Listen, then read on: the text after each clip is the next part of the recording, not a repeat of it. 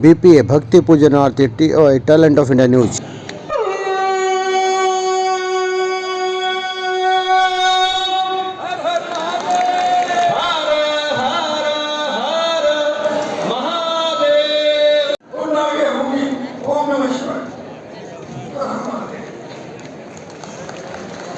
बहुत बहुत धन्यवाद पूज्य महाराज जी। हमारे बीच में एक बार जोरदार ताली बजाकर स्वागत कीजिए पाल स्वामी जी महाराज हैं, जिनको आप बहुत बड़े बड़े मंचों से टीवी के माध्यम से सुनते हैं। एक बार जोरदार ताली बजाकर उनका स्वागत कीजिए। स्वामी जी कहाँ से पधारे? हरिद्वार से।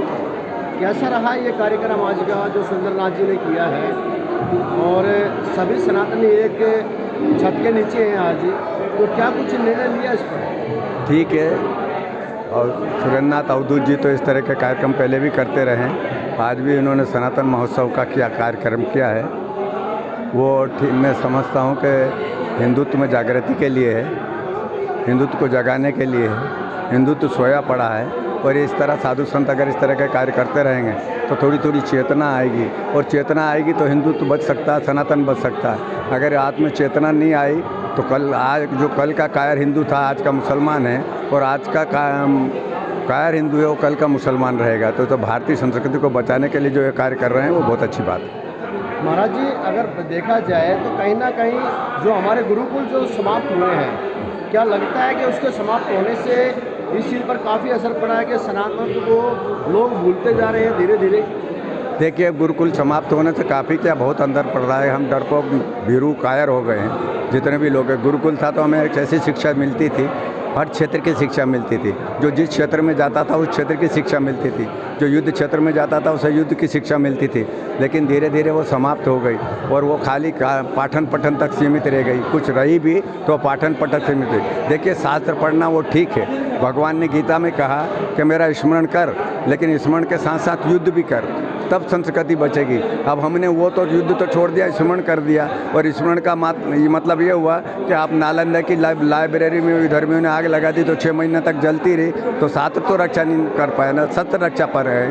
तो हमारा शस्त्र ही कमज़ोर हो गया, हमारी आत्मा कमज़ोर हो गई, हम निर्बल हो गए, कायल हो गए, दयावान हो गए। और ऐसी दया करते हैं पृथ्वीराज चौहान की तरह कि जो 2 बार और 3 बार जीतने के बावजूद भी फिर ले गया, और उसकी क्या गति हुई। तो ऐसी दया हम आज भी कर रहे हैं, और वो दया हमें किसी रोज ले डूबेगी अगर हम इसका कट्टरता नहीं लाएंगे, स्वाभिमान जागृत नहीं करेंगे। मृत्यु एक बार आती है, बार बार नहीं आती है, वो नहीं करेंगे। लेकिन ये मंच पर कहने की बात थी, लेकिन मंच ही ओछ पोछ था, नेताओं का जमवाड़ा था, पहले बोल के चले गए। बाकी जागृत करना है तो हमें नेताओं से जागृत नहीं होता। नेता तो चूरण देता है, अपनी पार्टी के लिए रहता, चाहे वो कोई भी पार्टी हो। ठीक है, इस समय हिंदुत्व का नाम लेने वाली पार्टी है तो हम ठीक है, लेकिन हमें अगर जागृत करना है, सुन लीजिए, तो हमें इन सब बातों से ऊपर उठ के जागृत करना पड़ेगा। हमें पुनः उन गुरुकुल की स्थापना करनी पड़ेगी थी जो शास्त्र के साथ साथ सत्य को ज़्यादा प्रधानता देते थे, तभी हिंदू बचेगा, सनातन बचेगा।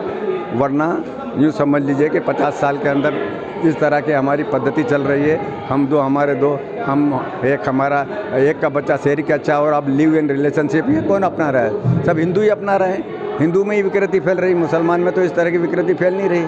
मुसलमान को कोई भी देख लीजिए आप, 30-35 साल की एक भी बहू लड़कियाँ नहीं मिलेगी, ज़्यादा से ज़्यादा 20-22 साल की मिल जाएगी। हमारे यहाँ तो 30-35 40 साल हो गया, फिर बच्चे ही नहीं। तो ऐसी स्थिति में मुसलमान को दोष देने के बजाय हम क्या थे, हम खुद ही मरने के लिए जा रहे हैं। तो ये सब बदलना होगा, तभी चेतना आएगी। और जब तक हम इसको नहीं बदलेंगे, नेताओं के चक्कर लगेंगे, तब तक हमारा विनाश ही होगा। अब जिस तरह से महाकुंभ के अंदर 2 सनातनी आमने सामने हुए हैं, क्या लगता है कि इससे हमारे सनातन का मजाक उड़ा? वो देखो, सनातन का मजाक क्या, आप सनातन का चोला ओढ़ पहन के और सनातन को डाउन करने रहे हो, ये सबसे बड़ी बात है। ये सनातन का चोला पहन के, सनातन का जगतगुरु बन के, सनातन को गुमराह करके, ब्राह्मणवाद का गुमराह करके, इस तरह की बातें फैला के सनातन देखिए, सनातन यानी साधु का चोला काल नेमी ने भी पहना था। काल नेमी ने किसे भटकाने के पहले, हनुमान जी को भटकाने के लिए पहना था। ये समाज को भटकाने के लिए इस तरह का कुकृत्य करते हैं। यह निंदनीय है, हानिकारक है, मनमुखी है। मैं निवेदन करूंगा टी राजा जी से कि वो बहुत संक्षेप में अपनी बातें आप सभी के बीच में रखेंगे। तो साथी आज और इस कार्यक्रम को सफल करने के लिए कोने कोने से सभी महंतगण पधारे हैं। मैं आप सबको हृदय से धन्यवाद प्रकट करता हूँ। और मैं समझता हूँ कि आने वाले समय में देखिए, जब संत रोड पर उतरता है ना हिंदू की रक्षा के लिए, तो आने वाले समय में चाहे सरकार किसी भी क्यों ना हो, उनको संत के सामने झुकना ही पड़ता है। और संतों की डिमांड क्या है, संतों की मांग क्या है? गौ माता की रक्षा हो, लोग जिहाद पर प्रतिबंध लगे, धर्मांतरण रुके, यही तो संतों की मांग है। मठ और मंदिर सुरक्षित रहे, यही तो संतों की मांग है। और इस मंच के माध्यम से भारत के कोने कोने में बसे सभी हिंदुओं से निवेदन करना चाहता हूँ कि अगर तुम्हें जीवित रहना है तो संगठित हो जाओ, जात पात को बाजू रखो, मैं हिंदू तुम हिंदू, यहाँ अगर भावना रखकर संगठित रहोगे तभी तुम जिंदा रहोगे। नहीं तो आने वाले समय में जो देश के दुश्मन है, जो धर्म के दुश्मन है, वो गजवा हिंद की तैयारी कर रहे हैं। और हमारा जो हिंदू समाज का जो नौजवान है वो सोशल मीडिया में और फोन में बिजी है। अगर सोशल मीडिया फोन पर अगर बिजी रहोगे तो आने वाले समय में जब तुम जागोगे तब तुम समाप्त हो जाओगे। इसलिए निवेदन है कि धर्म की मांग है, आज हमें युद्ध करने की आवश्यकता है और युद्ध की तैयारी करना है।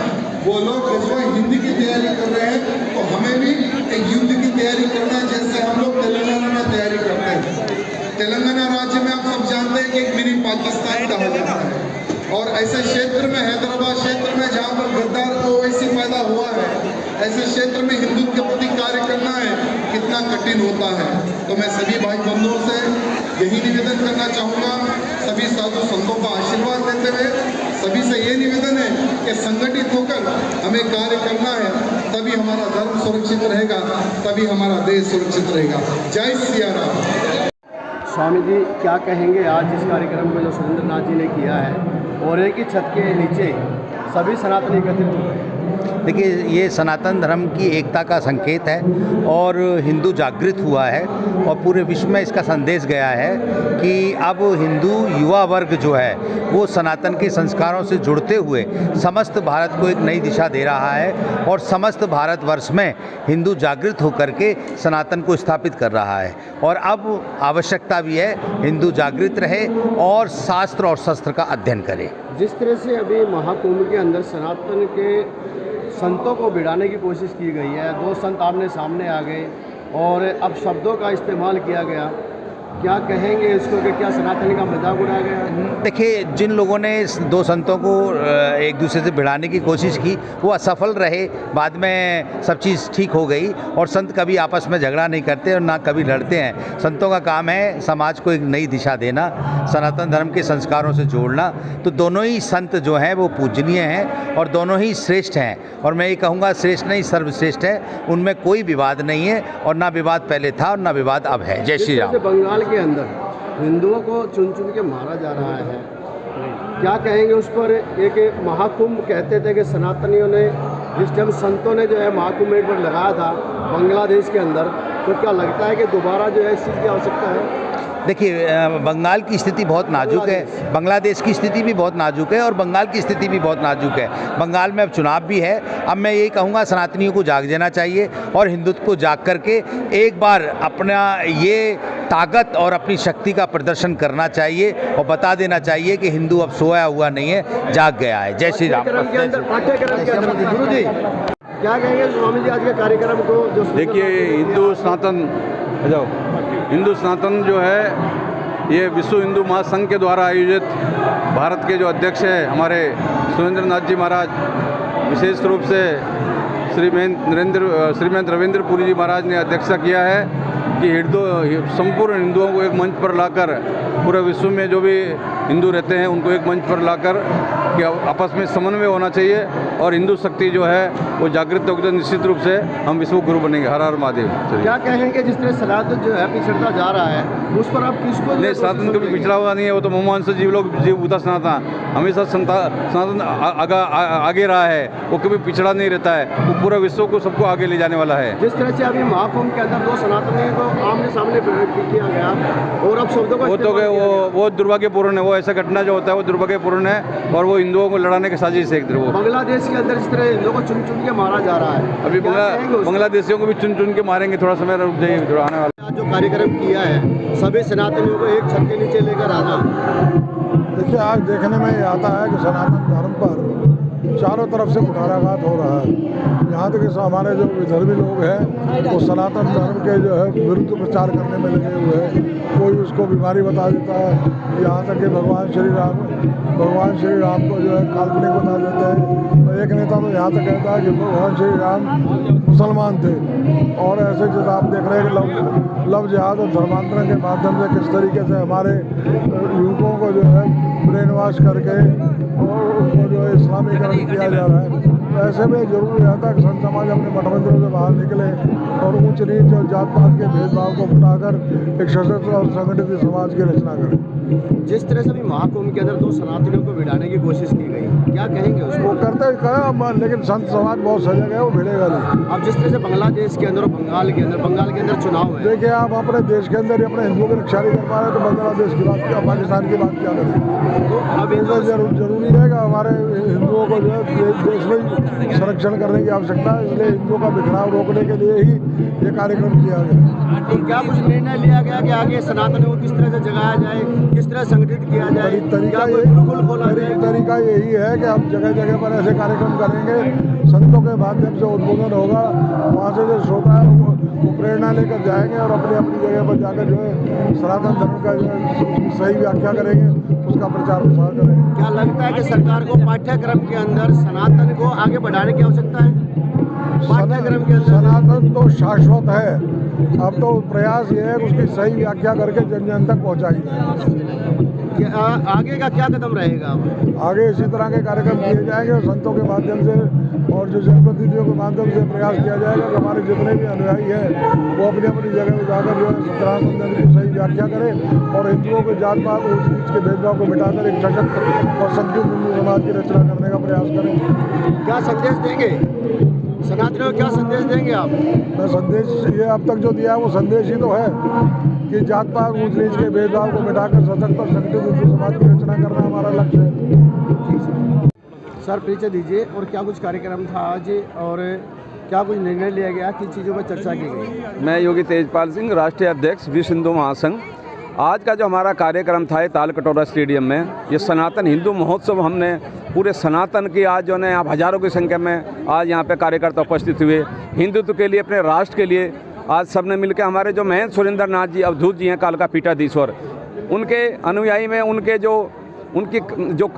जो संयोजक थे आज के कार्यक्रम के, और तो आज सबने मिलकर भव्य कार्यक्रम को किया। इस कार्यक्रम की अध्यक्षता हमारे डॉक्टर रविंदर पुरी जी जो अखाड़ा परिषद के अध्यक्ष हैं भारत के, उन्होंने आज कार्यक्रम की अध्यक्षता की। और इस कार्यक्रम में पूरे संतों ने आज हम देश के लिए, बच्चों में संस्कृति के लिए जो आज हमारे धर्मांतरण पे लोग वो कर रहे हैं, हमारे बच्चों को बहला फुसला करके उनको लव जिहाद की तरफ जो जिहादी यहाँ पे हैं उनको बच्चों को फुसला करके हमारी बहन बेटियों के साथ जो आज अत्याचार हो रहा, उसके लिए आज सनातन हिंदू महोत्सव के द्वारा सबको जागरूक किया गया, जिससे कि पूरे देश में ये मैसेज जाए कि हम सारे हिंदू एक हैं, हमारा राष्ट्र एक है।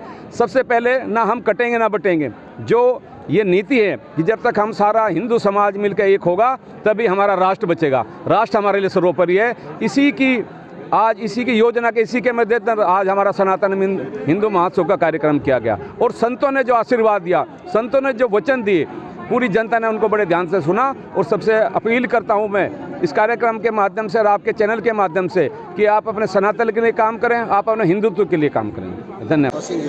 आज मैं मौजूद हूँ ताल कटोरा स्टेडियम में, जहाँ पर सनातन हिंदू वाहिनी का कार्यक्रम किया गया था और जिसमें देश के कोने कोने से संत महात्मा पधारे, काफ़ी बड़ी संख्या में यहाँ सनातनी लोग उपस्थित हुए, जहाँ पर सनातन को आगे बढ़ाने की और सनातन को बचाने की हर संभव जो है कोशिश करने की जो बातें की गई। इसके साथ साथ में तो जो है संतों ने ये भी कहा है कि हमें जागने की आवश्यकता है। अगर हम जागे नहीं, कहते हैं कि अगर बटोगे तो कटोगे, वही चीज़ें जो सामने आ रही हैं। तो इस मंच के द्वारा ये चीज़ें बार बार उठाई गई कि बटोगे तो कटोगे। तो इसलिए जो है अपने आप को जो एकजुट करके रखें, कभी भी एक दूसरे से कोई किसी किस्म का कोई भेदभाव ना रखा जाए। ध्यान से देखिए, मैं प्राण और अपान का हवन कर रहा हूँ।